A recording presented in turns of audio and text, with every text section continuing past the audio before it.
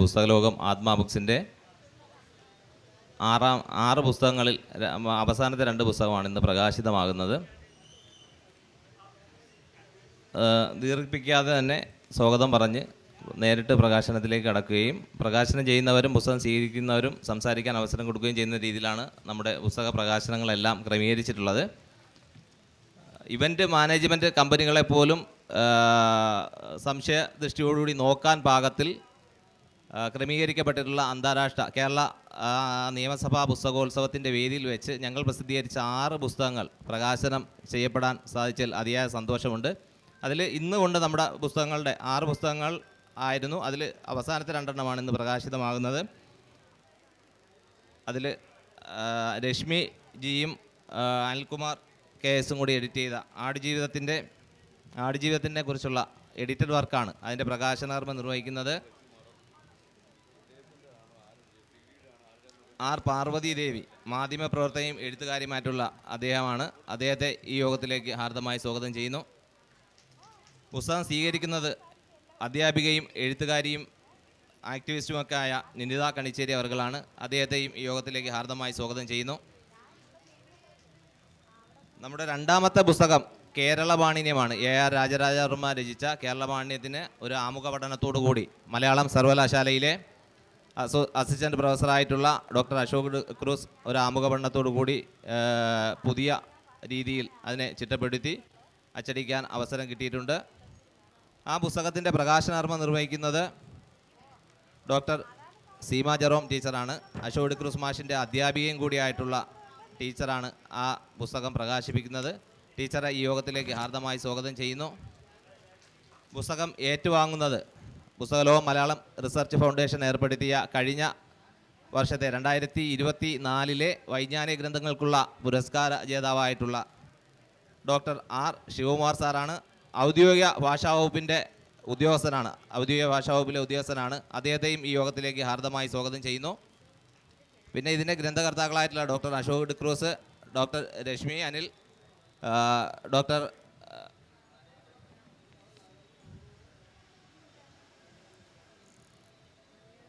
അനിൽകുമാർ, ഇവരെയും ഈ യോഗത്തിലേക്ക് ഹാർദമായി സ്വാഗതം ചെയ്തുകൊണ്ട് നേരിട്ട് പുസ്തക പ്രകാശനത്തിലേക്ക് കടക്കുന്നു. ആദ്യമായി പ്രകാശനം ചെയ്യുന്നത് അനിൽകുമാറും രശ്മി ടീച്ചറും കൂടി എഡിറ്റ് ചെയ്ത പുസ്തകത്തിൻ്റെ പ്രകാശനമാണ്. അതിൻ്റെ പ്രകാശനത്തിനും പുസ്തകം സ്വീകരിക്കുന്നവരെയും ക്ഷണിക്കുന്നു.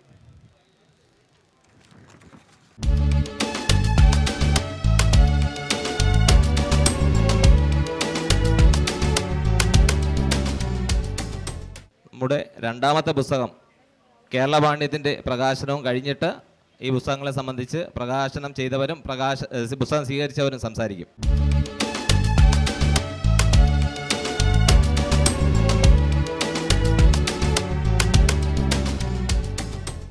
ആദ്യ പുസ്തകം പ്രകാശനം ചെയ്ത R പാർവതി ദേവി അവർ നമ്മോട് സംസാരിക്കും.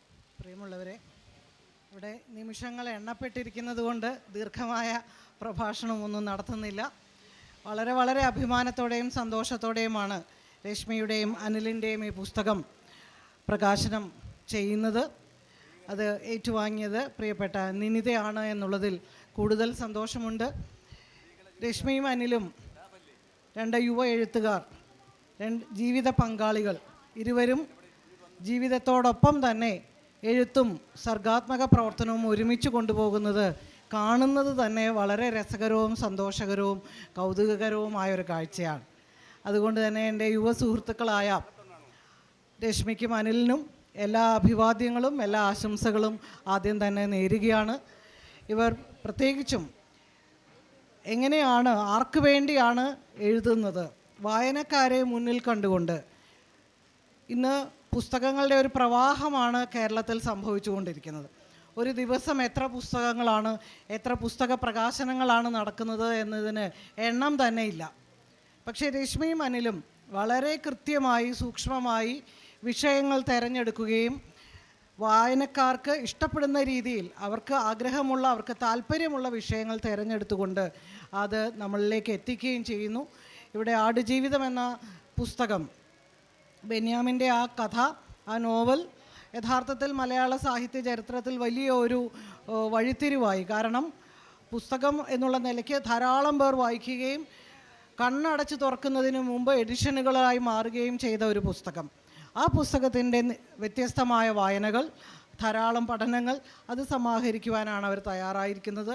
അവർ ഏറ്റവും കൂടുതൽ ശ്രദ്ധ കേന്ദ്രീകരിച്ച ഒരു വിഭാഗം, ഞാനൊക്കെ ശ്രദ്ധിച്ചു തുടങ്ങിയത്, അവർ ട്രാൻസ് വിഭാഗങ്ങളെ, അവരുടെ ജീവിതത്തെ, അവരുടെ പലതരത്തിലുള്ള ജീവിത പ്രശ്നങ്ങളെ, അവരുടെ അഭിമാനങ്ങളെ, നേട്ടങ്ങളെ എല്ലാം തന്നെ, അവരുടെ ജീവിതത്തെ ആകെ തന്നെ മലയാളി സമൂഹത്തിൻ്റെ മുന്നിൽ എത്തിച്ച ഒരു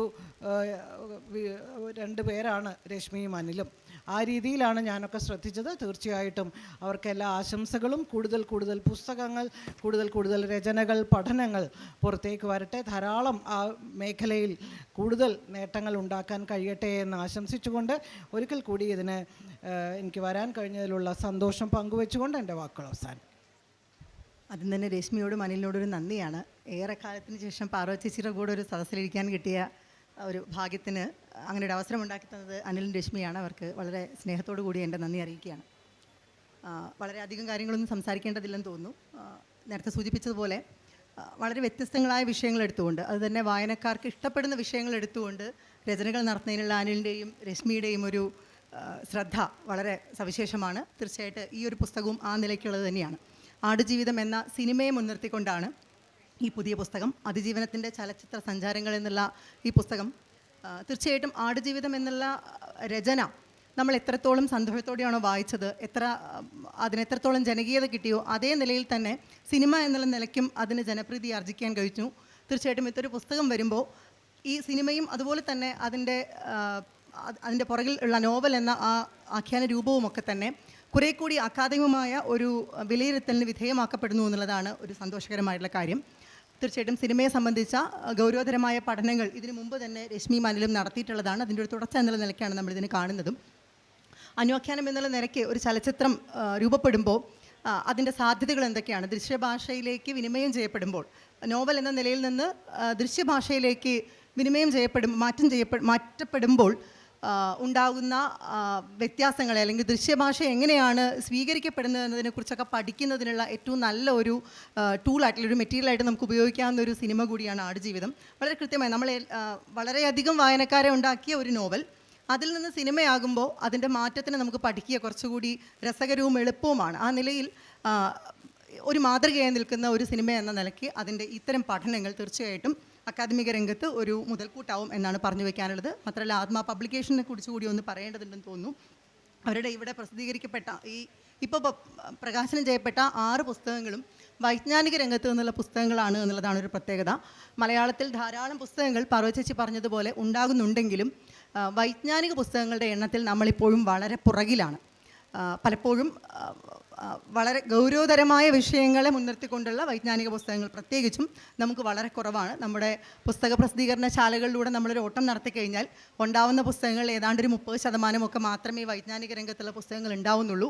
ഒരു ഭാഷയുടെ വളർച്ചയ്ക്ക്, അതിൻ്റെ ആധുനികവൽക്കരണത്തിൽ ഏറ്റവും വലിയ പങ്ക് വഹിക്കേണ്ടത് വൈജ്ഞാനിക രംഗത്തുള്ള പുസ്തകങ്ങളാണ് എന്നുള്ളതുകൊണ്ട് തീർച്ചയായിട്ടും ഈ നിലയ്ക്ക് നടത്തുന്ന ഇടപെടലിനെ വൈജ്ഞാനിക പുസ്തകങ്ങളിൽ തന്നെ ഒതുങ്ങി നിന്നുകൊണ്ടുള്ള അവരുടെ പ്രസിദ്ധീകരണം എന്നുള്ളത് ഒരു വലിയ സംരംഭമായിട്ട് കണക്കാക്കുകയാണ്. അതിനുള്ള അഭിനന്ദനം കൂടി അവരെ അറിയിക്കുന്നു. തീർച്ചയായിട്ടും ഇങ്ങനൊരു അവസരം തന്നതിന് രശ്മിക്ക് മനിലും നന്ദി രേഖപ്പെടുത്തുന്നു. ഒപ്പം തന്നെ ഈ പുസ്തകത്തിൻ്റെ വായന തുടർന്നുള്ള അക്കാദമികമായിട്ടുള്ള ചർച്ചകളൊക്കെ തന്നെ സജീവമാകട്ടെ എന്ന് പറഞ്ഞുകൊണ്ട് നിർത്തുകയാണ്. പുസ്തകം വായിക്കാനുള്ള അവസരം കിട്ടിയിട്ടില്ല. കാരണം പുതിയ സാഹചര്യത്തിൽ ഈ പുസ്തക പ്രകാശനത്തിന് മുമ്പ് പുസ്തകം വായിക്കേണ്ടതില്ല എന്നുള്ളതാണ് ഇപ്പോൾ പലപ്പോഴും പ്രകാശനങ്ങളിൽ പറയാറുള്ളത്. കാരണം അതിനുള്ള അവതരണത്തിന് വേറെ ആളെ പലപ്പോഴും ആളുകൾ അതിനുവേണ്ടി സംഘടിപ്പിക്കുകയാണ് ചെയ്യുന്നത്. തീർച്ചയായിട്ടും പുസ്തകം വായിക്കും. ഇതിൻ്റെ തുടർ ചർച്ചകളിലും സജീവമായിട്ട് ഇടപെടുമെന്ന് മാത്രം പറഞ്ഞുകൊണ്ട് നിർത്തുന്നു. നന്ദി, സ്നേഹം. ശ്രീ രാധാകൃഷ്ണൻ ചെറുവല്ലി, ചെറിയ വാക്കിൽ. ഏറ്റവും അടുത്ത സുഹൃത്തുക്കളുടെ പുസ്തകമാണ് ഈ ആടുജീവിതം. ഏറെ വായിക്കപ്പെട്ട ഒരു പുസ്തകവും സിനിമ ഏറെ പേര് കണ്ടതുമാണ്. ആ സിനിമയെ എങ്ങനെ വ്യത്യസ്ത രൂപത്തിൽ സമീപിക്കാമെന്നുള്ളതിൻ്റെ ഒരു ഉത്തമ ദൃഷ്ടാന്തമാണ് ഈ പുസ്തകം. അപ്പോൾ ഒരു കലാസൃഷ്ടി, ഒരു നോവൽ കഥ സിനിമ എന്ന രൂപത്തിലേക്ക് വേറൊരു കലയിലേക്ക് പരാവർത്തനം ചെയ്യപ്പെടുമ്പോൾ ഉണ്ടാകുന്ന സങ്കീർണ പ്രശ്നങ്ങൾ, രണ്ടിലും ഒന്ന് തന്നെയാണ് ആളുകൾ തേടുന്നത്. ആടുജീവിതത്തിൻ്റെ നോവൽ രൂപത്തിൽ തന്നെ സിനിമയെ നിങ്ങൾ തേടിയാൽ നമ്മൾ സിനിമ എന്നുള്ള രൂപത്തെ വിടുകയായിരിക്കും ഫലം. രണ്ട് സൃഷ്ടിയാണ് എന്നുള്ളത്. അതിൻ്റെ ത്രെഡ് പലതായിരിക്കുമെങ്കിലും ഒന്ന് തന്നെയാണ്. ത്രോൺ ഓഫ് ബ്ലഡ് എന്ന് പറയുന്ന ക്രോസ് ഓവർ സിനിമ ഷേക്സ്പിയറിൻ നാടകത്തെ ആശ്രയിച്ചാണ് എടുത്തിട്ടുള്ളത്. പക്ഷേ അത് ഷേക്സ്പിയർ കണ്ടാൽ ചിലപ്പോൾ കരഞ്ഞു പോകുമായിരിക്കും. വളരെ വ്യത്യസ്തമാണ്. അത് ആ കലാകാരനുള്ള സ്വാതന്ത്ര്യമുണ്ട്. അപ്പോൾ ഇങ്ങനെ ഈ സിനിമാ രംഗത്ത് സിനിമയോടൊപ്പം സഞ്ചരിക്കുകയും സിനിമയ്ക്ക് ആന്തരികമായി അതിനകത്ത് കൂടി കടക്കുകയും ചെയ്തിട്ടുള്ള ഈ സുഹൃത്തുക്കൾ മലയാള സാഹിത്യത്തിൽ വൈജ്ഞാനിക രംഗത്ത് നടത്തിയിട്ടുള്ള ഇടപെടലുകൾ, ഈ കൂട്ടുകെട്ടിൻ്റെ ഇടപെടലുകൾ ശ്രദ്ധിക്കപ്പെടേണ്ടതാണ്. ഈ സമൂഹം വേണ്ടത്ര ശ്രദ്ധിച്ചിട്ടുണ്ടോ എന്ന് എനിക്കറിയില്ല. ഈ ട്രാൻസ്ജെൻഡർ സംബന്ധിച്ചുള്ള വിഷയങ്ങൾ തുറന്ന് ചർച്ച ചെയ്യാൻ തുടങ്ങുന്ന അതിൻ്റെ ആദ്യഘട്ടത്തിൽ തന്നെ ചിന്ത പബ്ലിഷേഴ്സ് വഴി 2 പുസ്തകങ്ങൾ ട്രാൻസ്ജെൻഡർ ഇഷ്യൂസിൽ വന്നിട്ടുണ്ട്. അത് കേന്ദ്രീകരിച്ചിട്ടുള്ള കഥകൾ സിനിമയെ സംബന്ധിച്ച് തിരശ്ശീലയുടെ രാഷ്ട്രീയം തുടങ്ങി നിരവധി സംഭാവനകൾ ഈ രംഗത്ത് നടത്തിയിട്ടുണ്ട്. തുടർന്നും ഈ കൂട്ടുകെട്ട് രചനയിൽ ഏർപ്പെടും എന്നുള്ളതുകൊണ്ടും അവർക്കൊപ്പം ചേർന്ന് നിന്നുകൊണ്ട് ഞാൻ എൻ്റെ വാക്കുകൾ അവസാനിപ്പിക്കുന്നു. നന്ദി, സ്നേഹം. നമ്മുടെ രണ്ടാമത്തെ പുസ്തകം കേരള പാണ്ഡ്യത്തിൻ്റെ പ്രകാശന കർമ്മം നിർവഹിച്ച doctor Seema Jerome teacher, Shri AR Rajarajavarma translation study സെൻറ്ററിൻ്റെ ഡയറക്ടർ കൂടിയാണ് ടീച്ചർ. ഈ ഗ്രന്ഥകാരൻ്റെ ഇതിന് ആമുഖപഠനം നിർവഹിച്ച അശോക് ക്രിസ് മാഷിൻ്റെ അധ്യാപികയാണ്. ടീച്ചറെ ഹാർദമായി ഈ വേളയിൽ സംസാരിക്കാൻ ക്ഷണിക്കുന്നു. വേദിയിലും സദസ്സിലുമുള്ള എല്ലാവർക്കും നമസ്കാരം. മലയാള ഭാഷയുടെ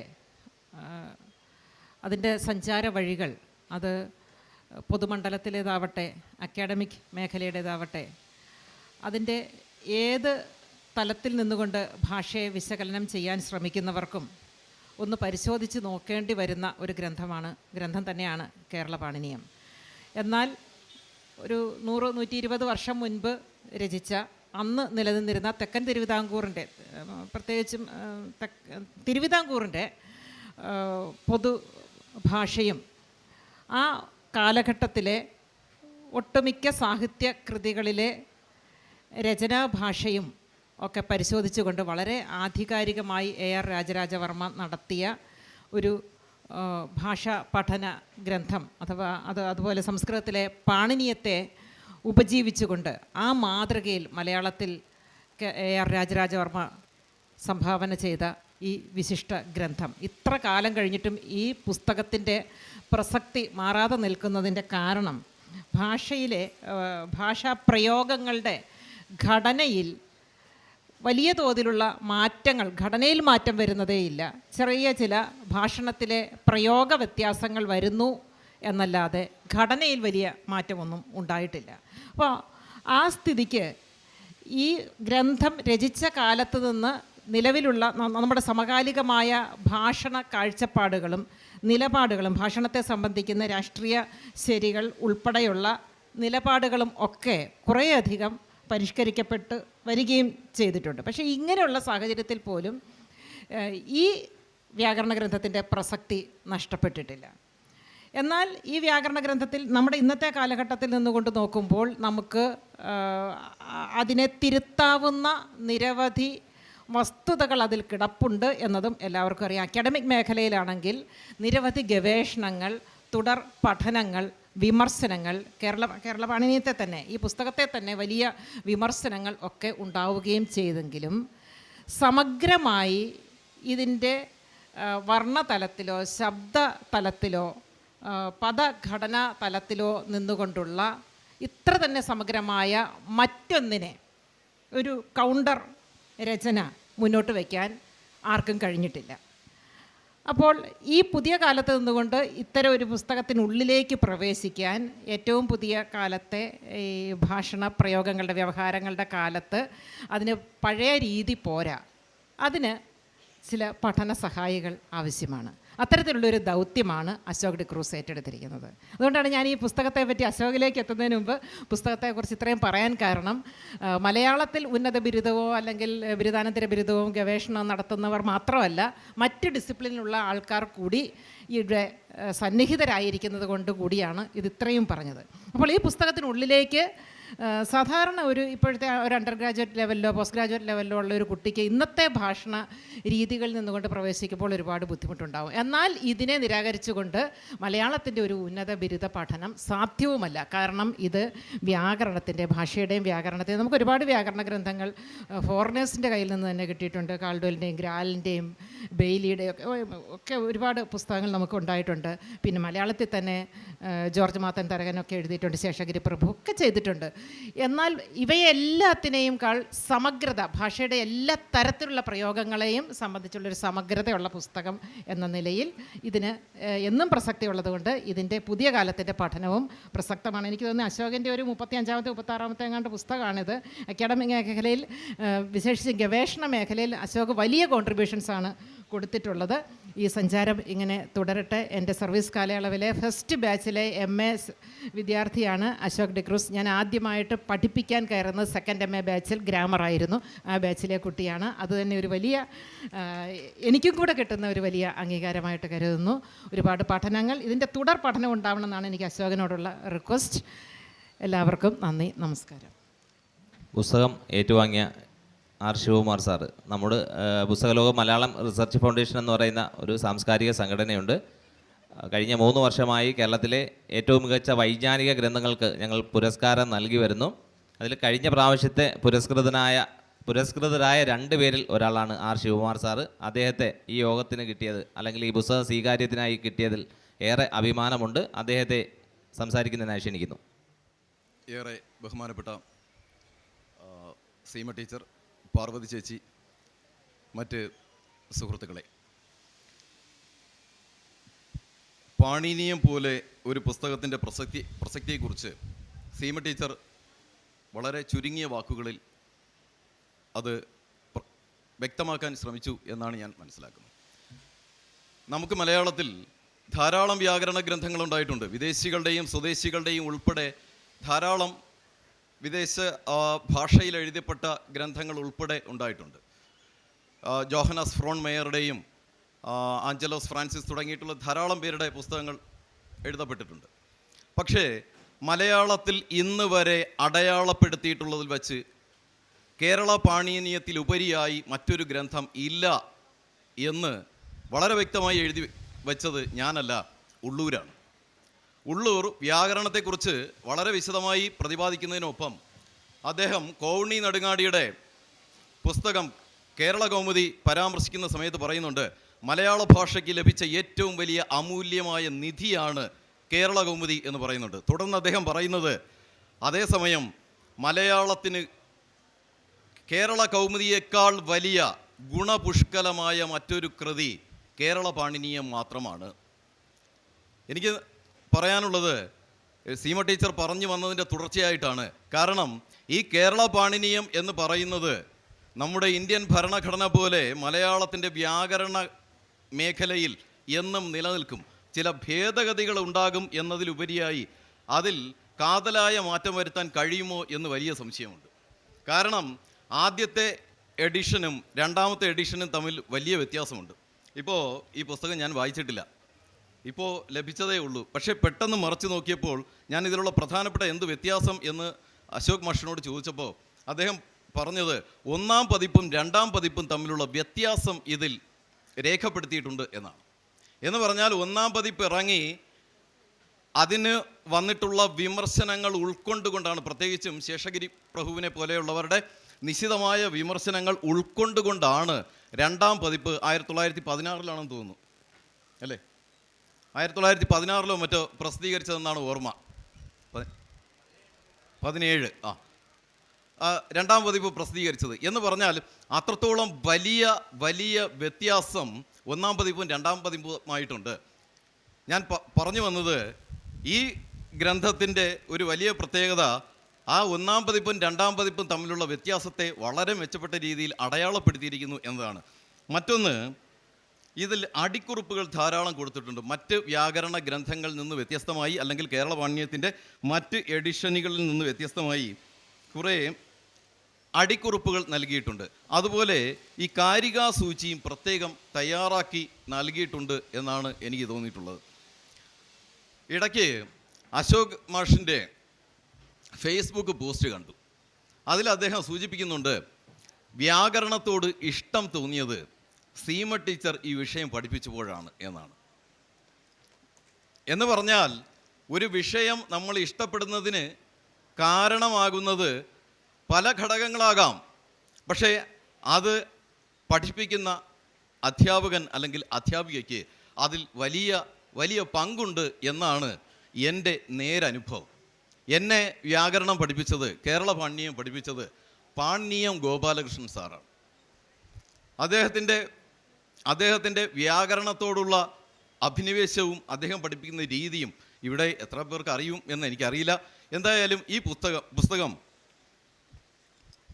മലയാളം പഠിക്കുന്നവർക്കും ഭാഷ കൈകാര്യം ചെയ്യുന്നവർക്കും വളരെ ഗുണകരമാകും എന്ന് പ്രതീക്ഷിക്കുന്നു.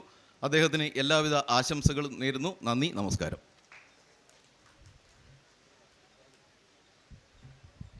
ഗ്രന്ഥകാരൻ എന്ന നിലയിൽ അശോക് ഡിക്രൂസ് മാഷ് ചെറിയ ഇതിൽ സംസാരിക്കും.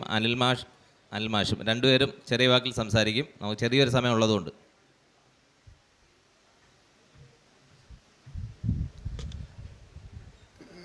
വേദിയിലും സദസ്സിലും ഇരിക്കുന്ന ബഹുമാനപ്പെട്ടവരെ, പ്രിയപ്പെട്ടവരെ, എല്ലാവരുടെയും പേര് പറഞ്ഞു തരുമ്പോൾ ചിലപ്പോൾ സമയം കഴിയും. അതുകൊണ്ടാണ്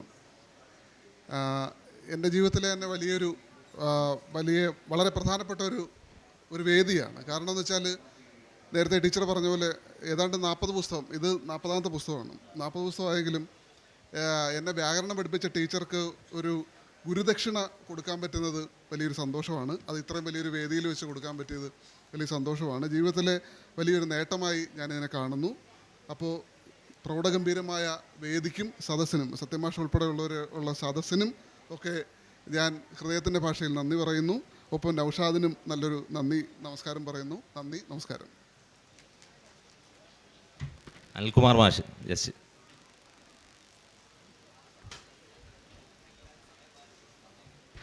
വളരെ സന്തോഷം. ഇതിൻ്റെ ശരിക്കും ഈ പുസ്തകം എന്ന് പറയുന്നത് ഒരു കൂട്ടായ്മയുടെ പുസ്തകമാണ്. എതിരം കതിരവൻ, GP രാമേന്ദ്രൻ, ചന്ദ്രശേഖർ സാർ അടക്കമുള്ള ഒരു പ്രധാനപ്പെട്ട സിനിമ എഴുത്തുകാരെല്ലാം കൂടെ വന്നു ചേരുന്ന ഒരു പുസ്തകമാണ്.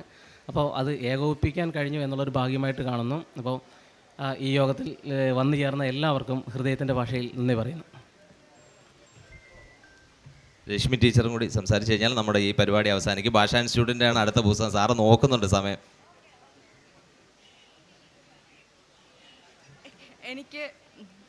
എല്ലാവർക്കും നമസ്കാരം.